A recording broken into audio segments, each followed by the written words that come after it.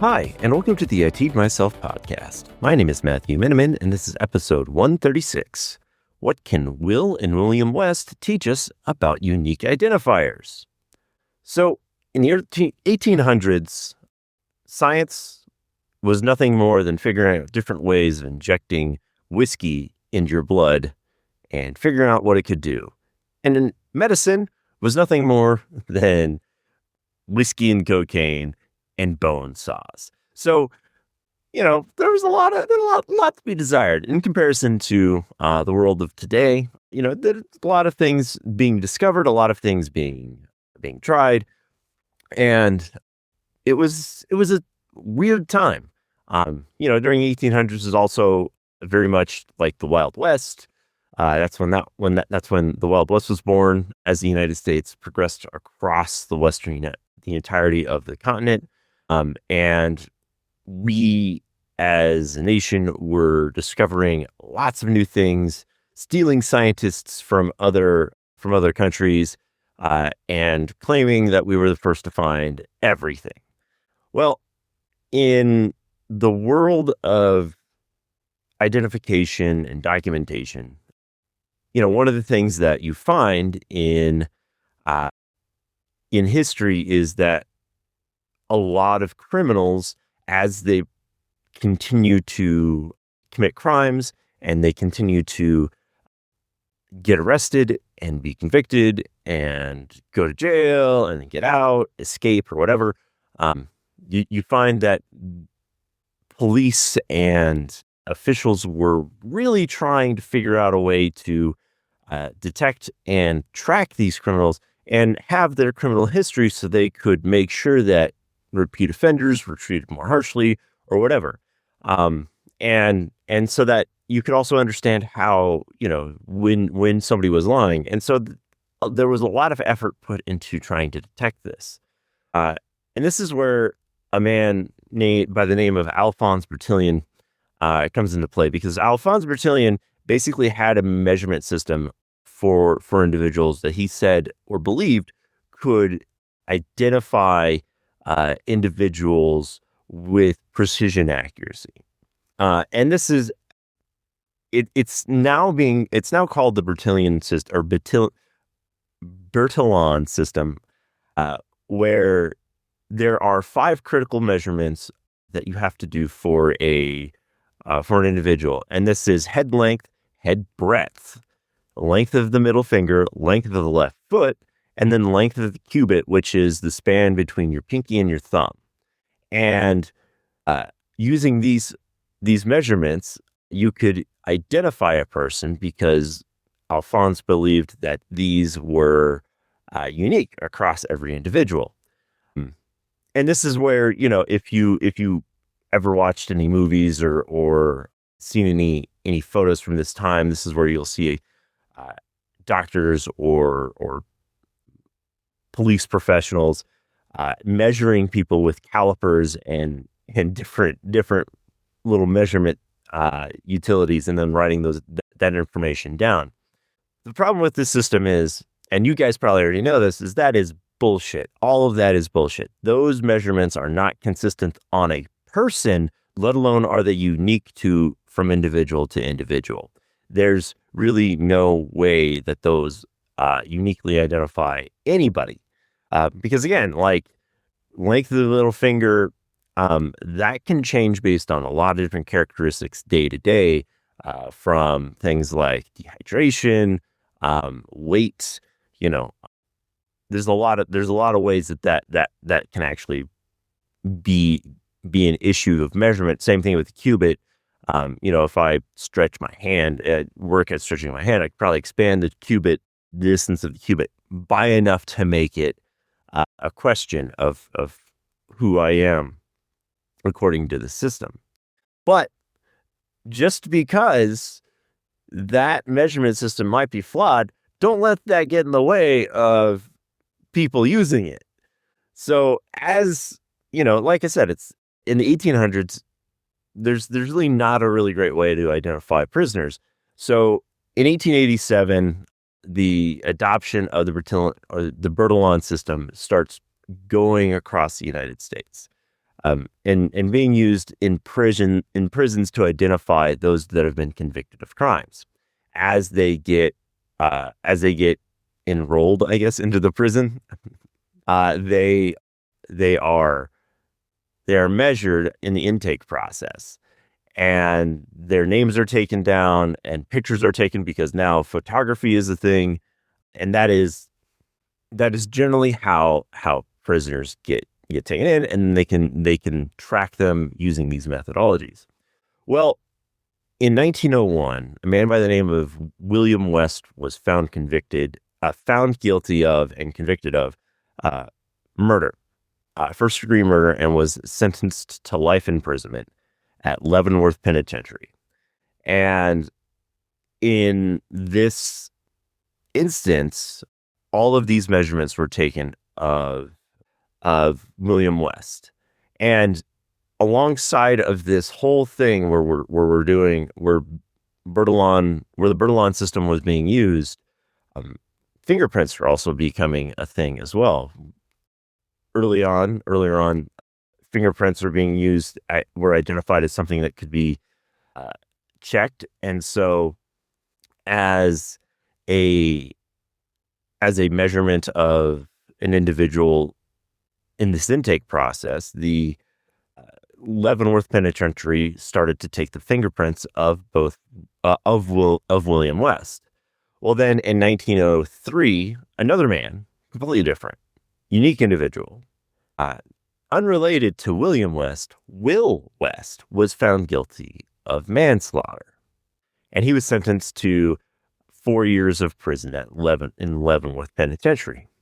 And when Will West got there, they found during the intake process, they found a card of William West, and during the interview process of intake, the person doing the interview asked Will West, "Sir, we have records that you are already here. Have you ever been at Leavenworth before?" And Will West said, "No, I've never been here before. I've never committed a crime before. This is the first time I've ever been jailed.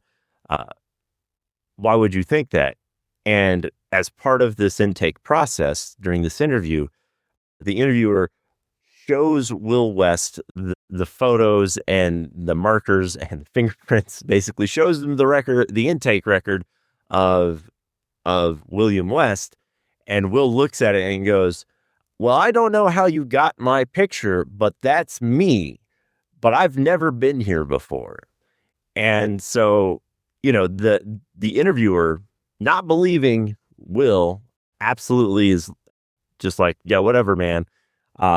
And basically throws him into jail without actually ever taking him in. Now, what ended up happening is Will and William West did end up meeting face to face in prison and seeing each other. And obviously there's going to be a Spider-Man moment. Like, "You're me, I'm you, you're me."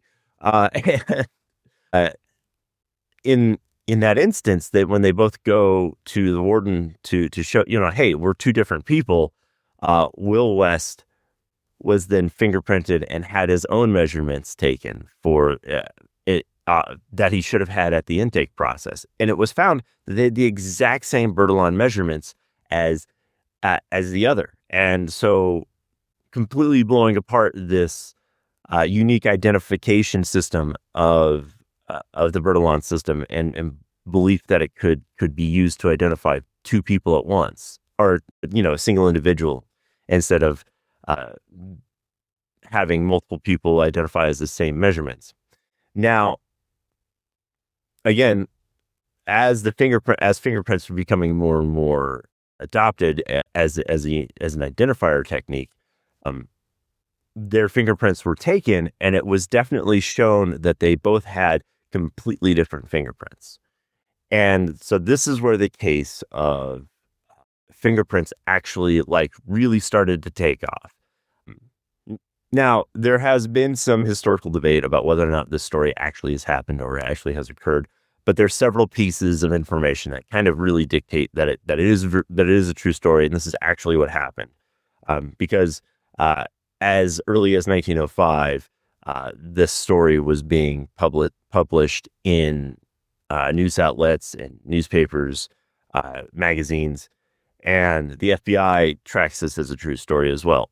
And so what does this mean? What does this have to do with unique identifiers? Well, of course, fingerprints theoretically are unique identifiers. There's some question as to that scientifically now, and how unique fingerprints actually are. But when we are talking about cybersecurity and IT in general, unique identifiers are important. We've discussed non-repudiation in the past with a not so scientific methodology, really more discussing about how blaming farts on a dog kind of breaks apart non-repudiation. But non-repudiation being the concept of you are the person to be doing the actions that are attached to your account. Non-repudiation requires that everybody have a unique identifier. And this is important. This is very important for a lot of reasons. And a lot of organizations, a lot of people really fail to follow non-repudiation because it can be inconvenient. Or rather, they fail to follow unique identifiers because it can be inconvenient.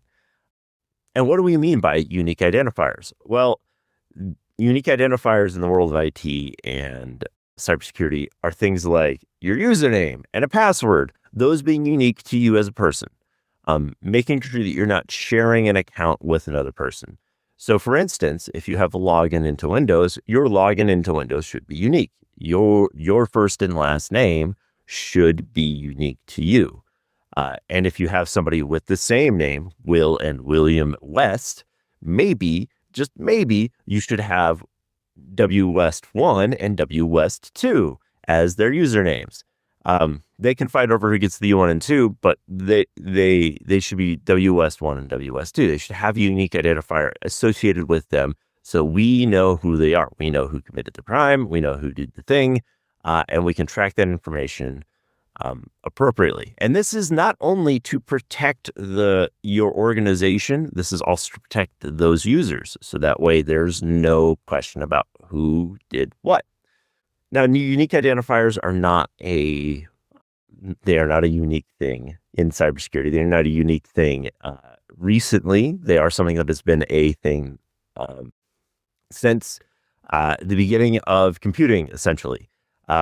Logging in and having your own username and password, not sharing out usernames and passwords, is important for just an absolute butt ton of reasons. And we won't go through all of them. But primarily, the reason why we want to have unique identifiers, aside from non-repudiation, is that when we are performing tasks and when we are doing things on computers, we make modifications to the system. We make modifications to the profile. There are things that cause us to want to use that system, that profile, that service continually. We change settings, we change preferences, we use different features, and to have multiple people utilizing a single login, it makes a lot of that customization, that personalization of a profile, it makes that impossible. And so for those that really need and require personalization and their own space to do things, that's important. Aside from the fact that when everybody has access to a single account, nothing is secret. There's no protection of data. And it can get really muddy really quick. And so I'll give you an example for like HIPAA. HIPAA requires this because providers and other medical personnel are not supposed to just pass out protected health information, even within the same clinic. You are not supposed to openly discuss patient records or patient data amongst each other. You're not supposed to be doing you're not supposed to be sharing this protected health information to anybody except for the provider and the people who are necessary to do the care and the patient themselves. Now, does it happen? Of course it fucking happens all the goddamn time. Gossip and mystery and, all that shit occurs in medical offices all the time. But when you expose the medical records at a level where people are sharing information, that means there are more people who are aware of a scenario. And maybe you have a medical condition that you don't want people to know about, that you would like to keep private, that you would not like to be spread across an entire office and then eke out of that office into the greater world. So it's something that is important for you as a patient and for HIPAA in general, for that information not be widely available. And so in order to keep that private, you need to have unique identifiers for each and every individual who will deal with patient data, so that information is not leaked inadvertently or accidentally. Because, if I log in with the same login as the other person who might use that computer, I might forget to close the patient record when I'm done with it, or I might still be working on that patient record. When somebody comes up behind me and starts using the machine, they can then see that patient record and get potential information that should not be released, that should not be exposed anywhere else. So that is an example that has nothing to do with non-repudiation. It's the security of data. It's making sure that it's confidential and that only the people who are supposed to be viewing it view it. Additionally, as you work on systems, applications require that individuals be identified for various reasons of access and the ability to provide the unique services that are required for that person. Another example might be using a text-to-speech application. A lot of text-to-speech applications use training in order to perform better as they're being used. And so if a text-to-speech is learned on a single individual and then another individual comes up and tries to use text-to-speech, it might not be able to identify that person's speech patterns, the way they talk, the way that a T sounds in their mouth versus the other person. There's a lot of different ways that this type of personalization gets blown out of the water if you're sharing login information. Again, you need a unique identifier. These are things that occur. So if you aren't doing any of this, that's a problem. Don't fucking let everybody log in with the same account. Now, there are circumstances where this might be required. And, I have a client who is in the medical field, and they, for their operating rooms, all have the same login for each and every operating room in their building. And this is purposeful for them and does not violate the non-repudiation in a way that is kind of unique. And so the reason why they all have to have the same password on these operating room systems is that they have to be able to quickly switch between users and people going in there. So like when these are full-scale operating rooms with an anesthesiologist and a nurse and a doctor. And so if they have somebody on the table and the anesthesiologist comes in and they do their thing, they need that anesthesiologist to be able to log in very quickly. So they have that same password. And then again, they have to have a nurse there to help process and assist in the operation. And so to switch between those two people would take extra time that the patient is under anesthesia. And this could cause an issue. This could cause potential complications the longer they're under anesthesia. And so to quicken the operation, they have to keep this the same username and password. However, they have unique logins into the actual EHR platform to enter in information. So the access to patient data is limited by a unique identifier in both cases. Where the other aspects of this shared password come in are with clinical operation systems. So the clinical devices that they're using to track the patient's health as they're being operated on all are exposed to the machine, and really that one login is tracking that information that one login is tracking that information across all of those machines.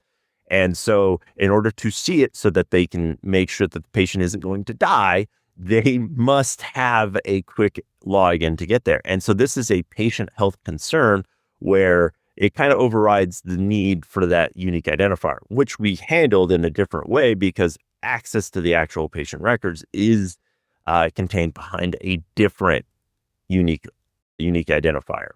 Now, that's not to say that I don't, as a security practitioner, I do wish that weren't the case. I wish they could have single usernames and passwords, but they have sufficiently made the case that, hey, in this instance, we're protected in another way. And in order to maintain patient health, we want to do it this way. That's fine. They've mitigated the risk of not having a personal identifier to that Windows login. So overall, what does this mean for us? Like, how do we approach unique identifiers in your businesses? Well, there is no set in stone good way. The one rule is everybody gets their own login. Everybody has their own login and their unique password, and they do not share their password with anybody else. That is key. That is rule number one. That should be in your fucking handbook. That should be in your acceptable use policy. That should be on the computer when you log in. Do not share your password. Do not write your password down. Do not keep your password on a notepad underneath your laptop, underneath your keyboard. Do not put it on a sticky note. Passwords are secret. They must never be shared. Period. End of story. Really, really aggravating that I go into an office and I find at least 3 Post-it notes underneath keyboard, or 3 Post-it notes with passwords on them when I walk around and turn keyboards over still. Anyway, so rule number 1, unique identifiers for each and every person and no sharing of passwords. Nobody should ever be able to log in as another person. 2, multi-factor authentication should be enabled whenever possible. Whenever possible. That means an additional piece of information that requires everybody to identify themselves in a different way using what you know, who you are, and what you have is the best way to identify everybody. So making sure that the different factors of authentication are being used when accessing an account is going to help you.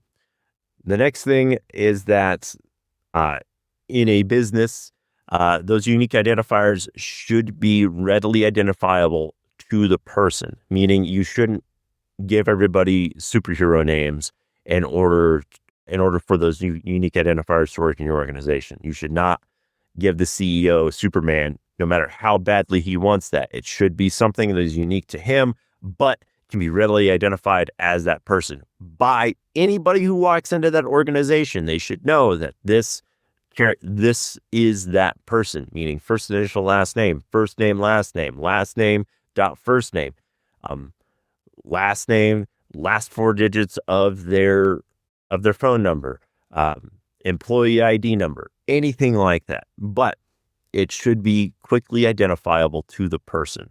The reason is if you have something where, if you have a situation where you have somebody who has an identifier that has nothing to do with that person in any way, shape, or form, like a superhero name, then when you have need of forensics or need of an insurance or need of something where you have to explain this, who is who, not only does that slow the process down, but it can very quickly confuse the process of forensics and identification. So make sure that your unique identifier is readily available and can be identified to you. Again, your business can decide how that's supposed to be, but it should be readily identifiable as that person. The next rule that you should follow when establishing unique identifiers for your business is that when providing unique identifiers, you should already have a way planned that if you hire 2 people with the same name, Will and William, that you have a way to identify them separately. So if you're, in this case, if you have first initial last name as your user marker, then W West doesn't work for both people. Again, you can do W West 1, you can do William.West, you can do Will.West, you can do West, last 4 digits of their phone number, last 4 digits of their employee ID, anything like that. You can definitely have that information laid out, but you should have a plan beforehand for those unique identifiers. And so, to combine all of this, you really need to have a unique identifier planned and processed and have this idea already plotted out. So that way, when you hire somebody or when you are performing forensics in a situation, you're not confused about who you're dealing with, who you're working with. You don't automatically think that Will West has worked for you before, and man, he's really a douchebag because he's trying to get 2 paychecks. You are strictly walking through your process, and you're making sure that people aren't sharing passwords. Because again, the last thing you want in this whole process of cybersecurity and IT is you don't want people to claim that somebody else has done the work on their behalf or somebody else did something and is now framing them. Unique identifiers are important for this reason. And also because, you don't want to get convicted or you don't want to be put into jail for murder when all you did was manslaughter, because, those are 2 widely different things. I mean, legally they are, but fuck you. My joke is ruined by your reality. Anyway, I think that's all I got time for today, guys. And I hope you all have a great day.